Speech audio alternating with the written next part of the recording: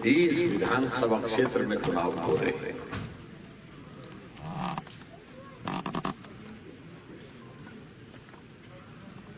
मैं सभी विधानसभा क्षेत्र में जाकर के आया। इस विधानसभा क्षेत्र में मैं चुनाव से पहले भी आया था।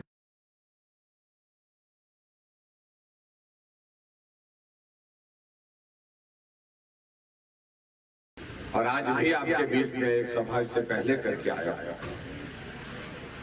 मैं दावे के साथ कह सकता हूं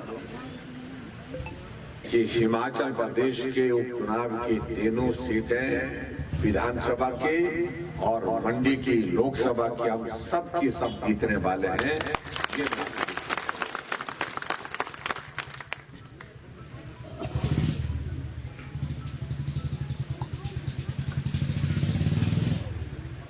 जहां मेरे से पहले साथियों ने अपनी बात कही, बलदेव जी आपके बीच में से हैं, ना कोई राजनीतिक पृष्ठभूमि है, एक साधारण से कार्यकर्ता, साधारण से परिवार से ताल्लुक रखते हैं और भारतीय जनता पार्टी के शीर्ष नेतृत्व ने तय किया कि आपके बारे में कोई इस चुनाव में पार्टी का टिकट देना चाहिए।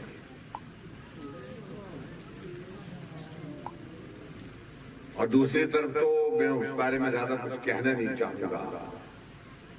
यहां की बात क्या कहें, पूरे देश की पार्टी को एक परिवार चलाता है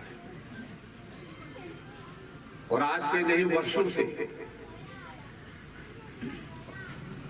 और स्थिति इस तरह से हो गई कि आज हमको ऐसा लग रहा है कि वो परिवार ही रह जाएगा, बाकी कुछ बचेगा उस पार्टी में। हालात ऐसे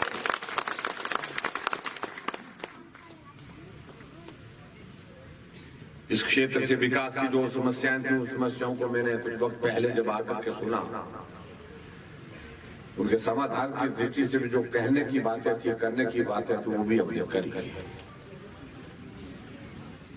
और मैं आज ये कहना चाहता हूं कि जो एक एक बात हमने यहां चुनाव से पहले कही है, एक एक बात को पूरा करेंगे। मेरा वचन है, मेरा वादा है।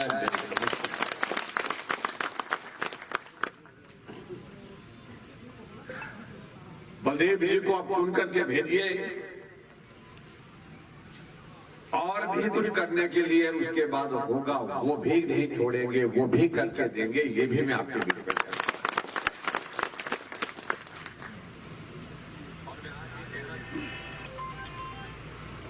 पिछले 13 वर्षों से यहां पर कांग्रेस पार्टी के विधायक थे। अपनी सरकार जब थी उनकी उस वक्त भी थी।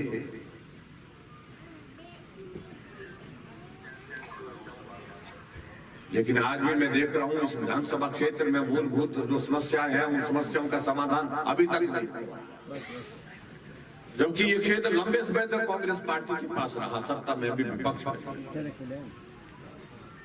अभी बलदेव जी कह रहे थे कि इस इलाके में पीने के पानी का बहुत बड़ा संकट आज भी है।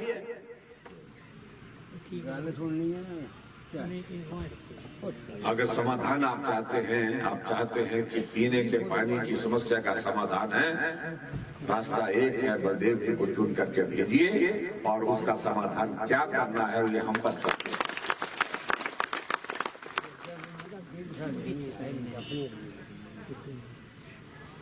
आप कल्पना करें इस पार्टी की स्थिति क्या बन गई पूरे देश भर।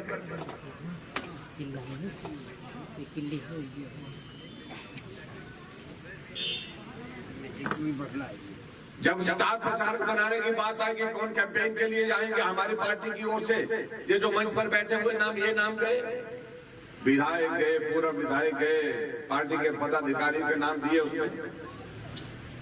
लेकिन कांग्रेस पार्टी की स्टार प्रचारक की सूची में नाम क्या आए? कन्हैया कुमार, नवजोत सिंह सिद्धू,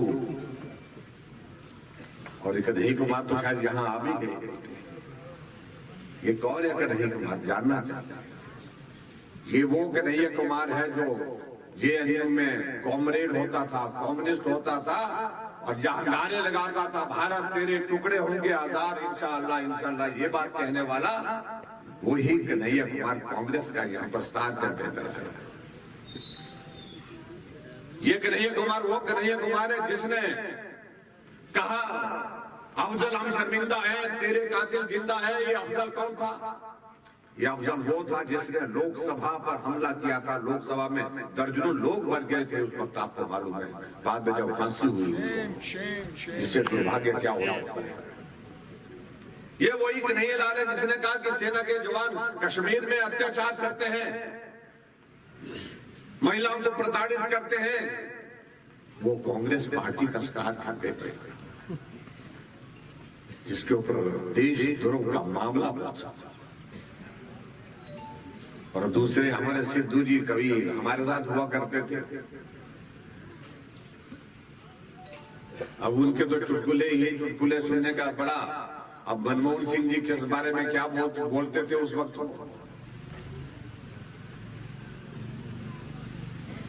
बातों कहने की आवश्यकता थी। वे सरदार है लेकिन असरदार नहीं। सोनिया गांधी को मुन्नी मुन्नी कह करके बोलते थे। और जिस राहुल गांधी को पूरे देश भर में पप्पू पप्पू कह करके इतना प्रसिद्ध कर दिया, आज कोई आदमी अपने बच्चे का नाम पप्पू रखता ही नहीं।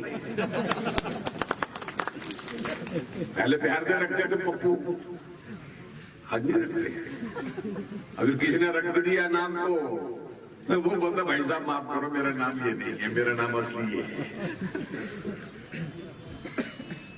अभी पंजाब में आपने देखा कि अमरिंदर सिंह की सरकार को बदलने के लिए पूरी ताकत लगा दी, उनको हटाया। हटाने के बाद वहां पर जो मुख्यमंत्री दूसरे बनाए थे नाम उनका चन्नी, हाँ चन्नी को बनाए मुख्यमंत्री बनने के बाद दूसरे दिन 3 मंत्री उन्होंने त्याग पत्र दिए, चौथे दिन सिद्धू ने भी त्याग पत्र दे दिया। ये कांग्रेस की हालत है। और हिमाचल प्रदेश में जब से वीरभद्र सिंह जी नहीं है तब से होड़ लगी है इनकी। चिल्ला करके जो ज्यादा चिल्ला, इसको लग रहा कि ज्यादा चिल्लाने से बड़ा नेता बनता। और हिमाचल प्रदेश की विधानसभा के अंदर हम देखते हैं उसका तमाशा देखते हैं। न एक दूसरे को नेता मानता था, दूसरा तीसरे को मानता था, चौथे को मानता है। ये स्थिति कांग्रेस पार्टी की है। लेकिन आज हमारा सौभाग्य है कि देश एक मजबूत नेतृत्व नरेंद्र भाई मोदी जी के हाथों में मजबूती के साथ आगे बढ़ रहा है। धारा 370 समाप्त करने की बात थी, ये हिम्मत किसी और में नहीं थी, ये सिर्फ नरेंद्र मोदी जी कर सकते थे। उन्हें करके दिखाया। आज कश्मीर से कन्याकुमारी तक भारत एक तिरंगे झंडे के नीचे। राम मंदिर पर मंदिर बनना चाहिए, राम जन्मभूमि पर मंदिर बनना चाहिए, इसके लिए हम बात कहते थे। लेकिन कब भूमि पूजन हुआ, कब मंदिर बनने की शुरुआत हुई? जब नरेंद्र मोदी देश के प्रधानमंत्री बने। कोविड का इतना बड़ा संकट आया, जो देश हमसे साधन में सुविधा में हमसे बहुत आगे थे, उनके हाथ खड़े हो गए। लेकिन उसके बावजूद मोदी जी ने कहा कि कोई डरने की आवश्यकता नहीं है, संकट बड़ा है हम जानते हैं, लेकिन हिम्मत के साथ उसका हम सामना करेंगे। आज उनके नेतृत्व में हिम्मत के साथ सामना करते हुए भारत उस कोविड के संकट से बाहर निकलता था।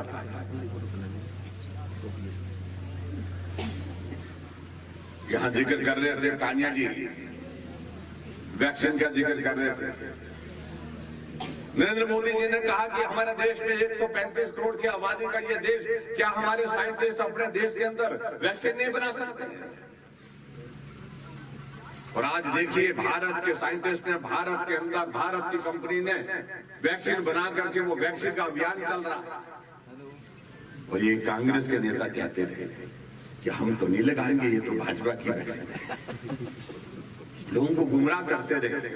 तो ये अगर लगा देंगे, वैक्सीन लगाएंगे तो आने वाली जनरेशन पर फर्क पड़ेगा, इसके साइड इफेक्ट होंगे। आने वाले समय में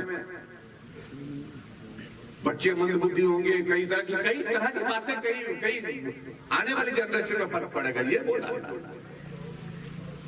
और आज चुपचाप वो मास्क लगा करके वो कांग्रेसी जा करके वैक्सीन सेंटर में वैक्सीन लगा रहे हैं और नर्स को पूछ रहे हैं कि दूसरी डोज कब लगेगी। हमारे लिए प्रसन्नता का विषय है।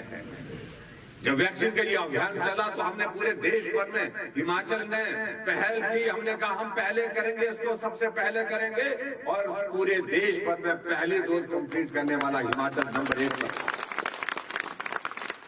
और मोदी जी ने बधाई दी। आपके कांगड़ा जिला के जाकर के बड़ा बंगाल में बैजनाथ कंसोर्सी में पड़ता है, 4 दिन जाने को लगते हैं, 4 दिन आने को लगते हैं। मैंने पता किया कि भी कितने लोग बोलते हैं 160 से ज्यादा लोग वहां पर हैं, जो वहीं पर हैं उनको तो वैक्सीन वहीं पहुंचानी पड़ेगी। हमने हेलीकॉप्टर भेजा, डॉक्टर की टीम भेजी, नर्सें भेजी, और जाकर के वहीं जाकर के बड़ा बंगाल में जहाज उतारा, वहीं वैक्सीन लगा करके उनको आए। मैं डोडरा कुआर गया, डोडरा कुआर में अपने साथ वैक्सीन लेकर के वहां पर पहुंचा। विचित्र परिस्थिति थी मित्रों।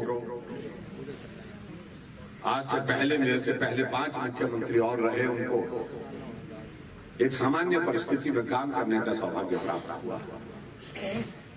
लेकिन जब हमारा ये दौर आया, हम परीक्षा के ही दौर में से गुजर रहे हैं। कोविड का इतना बड़ा संकट, और मैं पार्टी के आप सब साथियों का भी धन्यवाद करना चाहता हूं। मेरी पार्टी के लोगों को हमने कहा कि जहां जिसकी मदद कर सकते उसकी मदद करिए, कोई भूखा नहीं रहना चाहिए। किसी को अगर अनाज की जरूरत है, राशन की जरूरत है, राशन दीजिए। किसी को अगर खाना बना करके देना है तो खाना भी बना करके दीजिए। किसी को मास्क देना है, मास्क दीजिए। हमारे लोगों ने तो उस संकट में ये भी काम किया, और यहां तक काम किया कि किसी के परिवार में कोविड के कारण किसी की मृत्यु हो गई, परिवार के सदस्य उस परिवार के जिसकी मृत्यु हुई उसको लेने के लिए नहीं आए, हमारे पार्टी के साथी गए, उन्होंने जाकर के उनका अंतिम संस्कार किया। हमारे विधायक गए, उन्होंने कहा हम करेंगे इसको। लेकिन कांग्रेस के लोग क्या करते रहे? वो क्या करते रहे? इस कोविड के इतने बड़े संकट के दौरान भी हमको गाली देते रहे, ये होना चाहिए था, वो होना चाहिए था, ऐसा होना चाहिए था, सलाह देते रहे सोशल मीडिया पर, फेसबुक पर, और ऐसे की जैसे पता नहीं कितनी पीढ़ियों से ये कोरोना का ही इलाज कर रहे हैं। इसलिए भाई और बहनों, मुझे आप सबसे निवेदन करना है, आज आपके बीच में मुद्दा उठाने की कोशिश कर रहे हैं। ये मुद्दा उठा रहे हैं, कह रहे हैं कि बेरोजगारी बढ़ गई। ये 3 साल में बढ़ी क्या? ये मोदी जी के 4 साल 5 साल के कार्यकाल में बढ़ी क्या? आजाद भारत के इतिहास में 50 वर्ष तक तुम सत्ता में रहे। अगर आज बेरोजगारी पूरे देश भर में या प्रदेश में बढ़ी है, उसके लिए सबसे ज्यादा जिम्मेदारी उसकी है जो लंबे समय तक सत्ता में रही, वो कांग्रेस पार्टी। आज अगर महंगाई की अगर बात करें, इतने बड़े कोरोना के संकट में हम 20 बात से सहमत हैं, महंगाई से परेशानी है, लेकिन फिर भी उसके बावजूद हमें भरोसा है कि जिस प्रकार से नरेंद्र भाई मोदी जी प्रयत्न कर रहे हैं, प्रयास कर रहे हैं, जिस तरह से कोविड पर कंट्रोल किया, महंगाई पर भी एक दिन कंट्रोल करके छोड़ेंगे। यह क्योंकि मजबूत नेतृत्व, उन पर भरोसा देश की सबसे बड़ी यही ताकत है। और हिमाचल प्रदेश में जब हमने देखा कि सरसों की तेल की कीमत बहुत ज्यादा बढ़ गई, हमने सब्सिडी कैबिनेट में फैसला किया, 30 रुपए सब्सिडी हमने 1 लीटर पर देने का निर्णय किया, 30 रुपए हम दे रहे हैं। क्या कर सकती है सरकार ऐसे संकट? जो बेहतरीन कर सकती थी वो करने की हमने कोशिश की थी। और इस संकट के क्षण में भी हमारे सामने प्रश्न ये था कि आदमी की जिंदगी को पहले बचाएं, क्या काम करें। हमने कहा कि काम भी रुकना नहीं चाहिए, लेकिन हमारी प्राथमिकता रही कि आदमी की जिंदगी को बचाना, क्योंकि जिंदगी से कीमती कोई चीज नहीं है। इसलिए हमने कोशिश की कि जिंदगी को बचाना चाहिए। हमसे साहब पूछ रहे, इनको पूछिए कि तुमने 50 साल सत्ता में रहे, तुमने कितने ऑक्सीजन प्लांट लगाए हिमाचल प्रदेश में? 2 ऑक्सीजन प्लांट थे। आज हमने 1 साल के कार्यकाल में 28 ऑक्सीजन प्लांट हिमाचल प्रदेश में लगाए। 28। जो हमसे हिसाब मांग रहे हैं उनसे पूछे कि कितने वेंटिलेटर थे? 50 साल तुम सत्ता में रहे, 50 वेंटिलेटर थे, आगे चलते नहीं थे। हमारी वीडियो कॉन्फ्रेंस प्रधानमंत्री जी के साथ और गृह मंत्री जी के साथ हुई। हमने कहा कि वेंटिलेटर की जरूरत है। नरेंद्र भाई मोदी जी ने दिल्ली से एक साथ 500 वेंटिलेटर हिमाचल प्रदेश को भेजे और जो 50 साल में 50 वेंटिलेटर, आज मेरे हिमाचल प्रदेश में 900 वेंटिलेटर हमारे पास उपलब्ध है।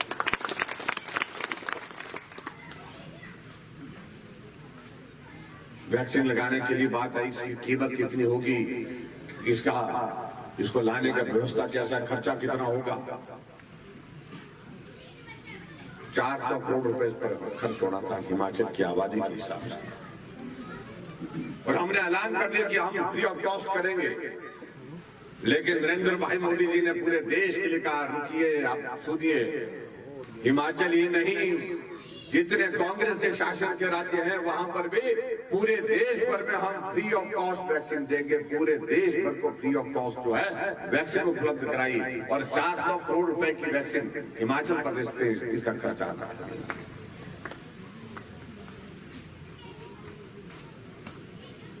बहुत बातें हैं, बहुत बातों का हम जिक्र कर सकते हैं, और इस विधानसभा क्षेत्र में मैं देख रहा हूं कि अभी फतेहपुर में बहुत सारी समस्याओं का समाधान होना था।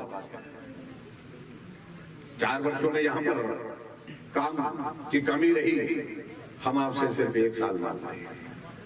1 साल के लिए बलदेव ठाकुर जी को आप चुन करके भेजिए, 4 साल की कमी हम 1 साल में पूरा करते हैं। 1 साल में पूरा करते हैं। जहां जो चाहिए होगा वो करेंगे। ये ऐसा नहीं हम बोल रहे हैं, यहां पर हमने किया भी, और इससे पहले भी हम आपके बीच में आकर के जो बोला गया था वो हमने करने की हमने कोशिश की है। कुछ काम हो गए, कुछ काम की शुरुआत हुई है, और मैं ये कहना चाहता हूं 2 तारीख को आचार संहिता समाप्त होगी। जो हमने कहा है एक एक अक्षर पूरा करेंगे उसका। जो भी बात की गई है वो बोलना चाह रहे हैं। सरकार दिल्ली में भाजपा, प्रदेश में भाजपा की सरकार, साथ चलने वाला साथी चाहिए, जरूरत इतनी का है बस। और साथ चलने वाला साथी हमारे बलदेव बैठे हैं पर, ये साथ चलने वाला है। आनंद तब आता जब साथ चलने वाला साथी अपना। इसलिए मैं आप सबसे निवेदन करने लगा। और जहां तक हिमाचल प्रदेश सरकार की बात कह रहे हैं, कई तरह की बातें करने की कोशिश कर रहे हैं। हमने गरीब लोगों के लिए समर्पित की अपने 4 साल की सरकार। चाहे वो बुजुर्गों को पेंशन देने की बात है, 750 की पेंशन 1500 कर दी। 70 साल से सभी बुजुर्गों के लिए हमने पेंशन का प्रावधान उनके लिए एक साथ कर दिया हमने हिमाचल प्रदेश में। और माताओं बहनों के लिए हमने 65 वर्ष के ऊपर पेंशन का प्रावधान किया। गरीब आदमी के इलाज के लिए हमने तय किया कि उसको पैसा खर्च करना ना पड़े, वो हिम केयर का कार्ड बनाए, और हमने 2 लाख के लगभग हिमाचल प्रदेश में गरीब लोगों का इलाज मुफ्त में करके जो है उनको स्वस्थ करके घर भेजा। आज से पहले लंबे समय तक सत्ता रही कांग्रेस पार्टी की, अब ख्याल नहीं आया। कोई गरीब आदमी अगर बीमार हो जाए उसके इलाज के लिए आपके पास क्या व्यवस्था? कोई व्यवस्था नहीं। हमने शुरुआत की है। हर घर में गैस का चूल्हा होना चाहिए। शहर में हो गया, कर्मचारी के घर में हो गया, लेकिन गरीब आदमी के घर में वही धुएं वाली रसोई। हमने कहा सब घर में गैस का चूल्हा पहुंचाने का काम हम करेंगे, और हमने 3,25,000 गैस के चूल्हे घर घर में पहुंचाए पूरे देश में। हिमाचल पहला राज्य है जहां हर घर में गैस का चूल्हा। और हमने आगे बढ़कर के एक और निर्णय किया है कि जिस गरीब बेटी की शादी होगी, जो बीपीएल परिवार की बेटी होगी, जिस दिन शादी होगी, चाहे वो जनरल कैटेगरी से है, शेड्यूल कास्ट से है, शेड्यूल ट्राइब से है, ओबीसी से है, किसी भी कैटेगरी की होगी, जिस दिन उस गरीब बेटी की शादी होगी, हम अपनी तरफ से 31,000 रुपए शगुन उसके खाते में। गरीब के लिए हमारी सरकार। और हमसे पूछा जा रहा है कि जरा मेरे काम बताए। अरे हम काम बताने के लिए लगेंगे, बहुत वक्त लगेगा। आज की तारीख में वो समय हमारे पास नहीं। मैं खुली चुनौती देता हूं कांग्रेस के नेताओं को। हमने हिमाचल प्रदेश में सड़कों के निर्माण के लिए मैं कह सकता हूं 3.5 वर्ष के कार्यकाल में जितनी सड़क बनाई उतनी ये 5 साल में सरकार में नहीं बना सकूं। उससे ज्यादा 3.5 साल में बातें करेंगे तो बहुत लंबी जाएगी, बहुत ज्यादा बातें कहने के लिए है। मैं आज लंबी बात नहीं कहना चाह रहा। मैं आप सबसे निवेदन करना चाह रहा हूं, कभी कभी ऐसा दौर भी आता है, परीक्षा का दौर आता है, और हम उस परीक्षा के दौर में से गुजरते जा रहे हैं। चाहे बीच में कोरोना आया, वो बहुत बड़ी परीक्षा थी। लोकसभा का चुनाव हुआ, लोकसभा का चुनाव जीता, सबसे बड़े अंतर से जीता। 68 की 68 सीटों पर हमने जीत हासिल की, जो आज से पहले ना कांग्रेस की सरकार में हो पाई थी, ना भाजपा की सरकार में हो पाई थी। 2 चुनाव हुए, वो जीते, पंचायत के चुनाव हुए, वो जीते, और अब बड़ी परीक्षा एक और यही आ गई। एक लोकसभा का चुनाव है, 3 विधानसभा के उपचुनाव है, और मैं आपके बीच में कहूं, जिस दिन परिणाम आएगा, हम सब के सब चुनाव जीतने वाले हैं। मंडी का लोकसभा का चुनाव हम लाखों वोटों से जीतने वाले हैं, सबसे कम 2-2.5 लाख के ऊपर बराबर। आप देखेंगे परिणाम आपके सामने है। और उसके बाद हम ये भी कहना चाह रहे हैं, जो लोग सपने ले रहे हैं, सत्ता में आने के सपने ले रहे हैं, जब 2022 एक साल बाद आएगा, 2022 में भी आपके बीच में आएंगे, आप सबका आशीर्वाद लेने के लिए आएंगे। मैं दावे के साथ कहूंगा कि हिमाचल प्रदेश में 2022 में फिर से भारतीय जनता पार्टी की सरकार सत्ता में आएगी। कोई ताकत नहीं रोक सकती। इसलिए आज हम एक बात करने के लिए आए हैं कि मुझे बलदेव चाहिए, आपको बलदेव को भेजना है। उसके लिए जो भी करना है आप वो करिए, पूरा सहयोग दीजिए, समर्थन दीजिए। एक एक मतदाता जो मतदान करने के लिए जाए, आपका परिवार का कोई सदस्य घर से बाहर है, कहीं दूर है, नौकरी करता है, पढ़ाई करता है, कहिए कि आइए, हमको बलदेव को शिमला भेजना है, और शिमला भेज करके भारतीय जनता पार्टी की सरकार को मजबूत करना है। उसके लिए आप सबका आशीर्वाद चाहिए। इस आशीर्वाद को आप दीजिए। और मैं आप सबसे पहले भी कह चुका हूं, अगर 4 साल कमी नहीं होगी यहाँ फतेहपुर में, 1 साल दीजिए, उस सारी कमी को दूर करके, खत्म करके जो भी विकास करने की बात होगी, उस विकास में कोई कमी नहीं रहेगी। 1 साल में उस कमी को पूरा करके देंगे। इतनी बात कहता हूँ। आप सब आज के इस कार्यक्रम में आए, आप सबको बहुत बहुत धन्यवाद। और मैं आप सबसे यही निवेदन करना चाहूँगा कि बलदेव जी को भेजिए, और निश्चित रूप से भारत